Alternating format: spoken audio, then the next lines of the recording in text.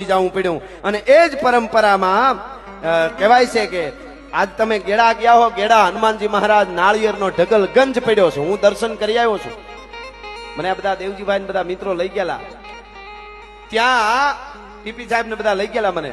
ત્યાં હનુમાનજી મહારાજ છે હળાહળ કળયુગમાં અહીંયા આવ્યા હોય કે લાઈવ જોતા અને દર્શન કરવાની શું અહીંથી 10 કિલોમીટર થાય છે ગેડા હનુમાનજી સાહેબ. 5-10 નાળિયેરનો ઢગલો તમે ક્યાંક કરજો, વગર પલળે વગર વરસાદે નાળિયેર હળી જાય, એમાં ઊંધઈ લાગે, હળી જાય, જીવડા પડે. પણ અહીં વર્ષો પહેલાથી નાળિયેર ચડાવવામાં આવે છે. આખા નાળિયેરના ઘા કરે ગંજના ગંજ ઢગલા પીડ્યા છે. અને અખતરો કરવા જોવા માટે જેસીબી થી અંદરથી નાળિયેર કાઢ્યા ને એ તાજે તાજા એવા ને ઊંધઈની કે હડાની જીવાતની તાકાત નથી કે એમાં પડી હકે એવા ગેડા હનુમાનજી મહારાજ નાળિયેરના ઢગલા પીડ્યા છે. એ હરદેવપુરી બાપુના ત્યાં નાળિયેરનો ઢગલો કરેલો છે. એ આજ પરંપરામાંથી, જે પરંપરામાં પ્રતિષ્ઠામાં હું અને તમે આજ મળ્યા છે, એ હરદેવપુરી બાપુ ગેડા ગયેલા, હનુમાનજીના દર્શન કર્યા, ત્યાંથી એક નાળિયેર ઉપાડ્યું. અને સંતોની તો ટેવ હોય કે કોકને ખવડાવવું, એટલે બાળકોને જોયા એટલે નાળિયેર ભાંગીને બધાને ખવડાવી દીધું.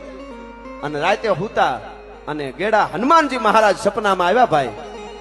હા, હનુમાનજી મહારાજ સપનામાં આવ્યા. દેત જ્ઞાન અભય દાન ભગત મગત લગત ધ્યાન ખાન પાન શાન બાન જગત માન પામે અને ગગન લગન કિરત જાય લગન બગન મગન થાય બલબડાય સુખ સહાય ભલ ભલાય જામે.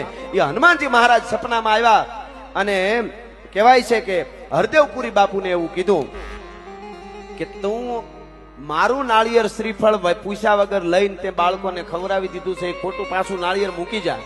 અને આય બાવલિયો ભાઈ ફાટલ પ્યાલાનો સાધુડો સવારમાં ઉઠી હરદેવપુરી બાપુએ આટલા બધા નાળિયેર ભેળા કર્યા અને લઈ આવીને ઢગલો કર્યો કે જા હવે નાળિયેરના ઢગલા કર, તારે પ્રસાદ નથી ખાવા દેવો. હનુમાન તો હનુમાન છે, પણ હનુમાનને કહી દીધું કે નાળિયેરના ઢગલા આ દેશના સાધુડા કેવા, એને હનુમાન ઉપર કેટલો ભરોસો હોય છે, કેવો હનુમાનનો ભક્ત હોય છે કે હનુમાનને કીધું કે હવે ઢગલા કર તું.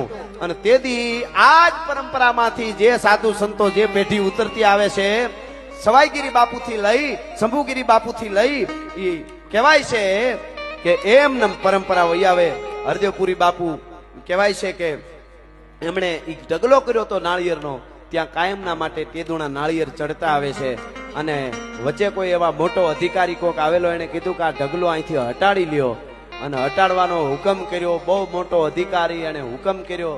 હુકમ કર્યા પછી બીજે દી પગે પડતો આવ્યો કે આ નાળિયેરનો ઢગલો નથી હટાડવો, પણ મને પગે લાગી લાવવા દો, મને નકર મને ખબર નથી કે મને શું થાય છે.